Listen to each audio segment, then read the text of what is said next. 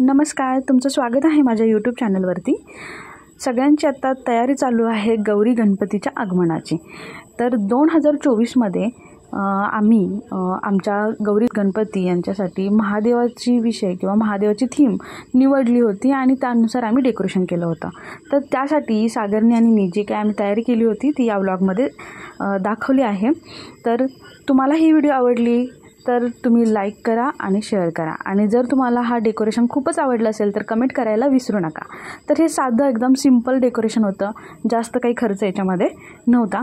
तर आम्ही कमी वेळेत म्हणजे आधी 1-2 दिवस आधी फक्त आम्ही तयारीला घेतले होते। तर इथे आम्ही हा पुट्टी जी होती, जी टीव्हीची जागा होती आमची, त्या टीव्हीची जागा आम्ही तिथे टीव्ही काढून साफसफाई करून पुट्टी पूर्ण व्हाईट कलर दिसावा म्हणून आम्ही व्हाईट कलरचा कलर न देता, कारण आमची भिंतीचं जे पापुंद्रा म्हणतो तो निघाला होता, त्याच्यामुळे आम्ही पुट्टीचा वापर करून पुट्टीने लेप दिला होता। आणि आता महादेव थीम करायची होती म्हणून आम्ही कार्डबोर्डवरती पिंडीचा आकार देऊन त्याच्यावरती महादेवाचा तिसरा डोळा ड्रॉ केला होता आणि अशा पद्धतीने चंद्र पण ड्रॉ केला होता। आता डमरू बनवायचे म्हणून पेपर ग्लास असे दोघे एकमेकांना उलटे करून सेलोटेप लावून त्याला सुद्धा चॉकलेटी कलर देऊन त्याच्यावरती पिवळ्या रंगाने लाईन्स काढून आणि सुतळीने मध्ये गाठ मारून आणि दोन्ही साईडला साधा पेपर लावून त्याच्यावरती साधा काळा कलर दिला आणि अशा पद्धतीने डमरू तयार झाला। तर डमरू तयार झालेला आहे, चंद्रकोन तयार झालेला आहे, पिंडीचा आकाराचा शेप तयार झालेला आहे। आता आम्ही त्रिशूल सुद्धा आम्ही कार्डबोर्डचाच बनवला आहे आणि त्याच्यासाठी मोठा डमरू जो होता, हा डमरू जो आहे तो त्रिशूलसाठी आहे। तर अशा पद्धतीने आमची महादेव विषयची पूर्ण तयारी झालेली आहे।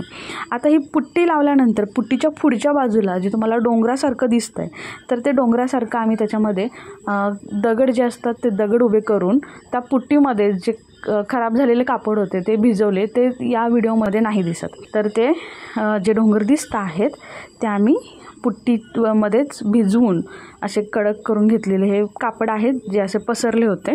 आणि पिंडच्या वरती बेलाची 3 पानं, परत एक छोटंसं फूल व्हायलागत आणि चंद्राचा कोड लावून दिला होता आणि तो वरती तुम्हाला छोटे छोटे डमरू दिसत आहेत ते लावून घेतले होते। त्रिशूलला एक डमरू कापड बांधून छानसं असं लावलं होतं। त्रिशूलला सुद्धा आम्ही लाईटिंग लावली होती। लाईटिंग ह्या आपल्या जुन्याच असतात आणि मध्ये अशी छान चौरंग मांडले होते।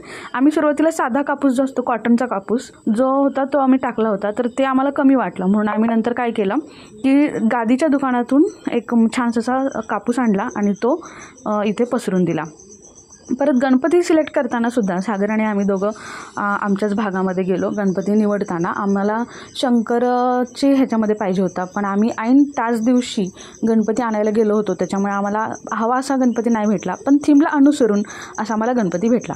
आता थीमला अनुसरून आम्हाला पार्वती पण बनवायची होती, त्यामुळे थीमला सूट होईल असा साडीचा कलर म्हणजे नेव्ही ब्ल्यू कलर आहे आणि सिल्वर काट आहेत अशी घेऊन अशा पद्धतीने आम्ही पार्वतीसुद्धा नटवली होती, म्हणजे बसलेली गौराई आम्ही केली होती।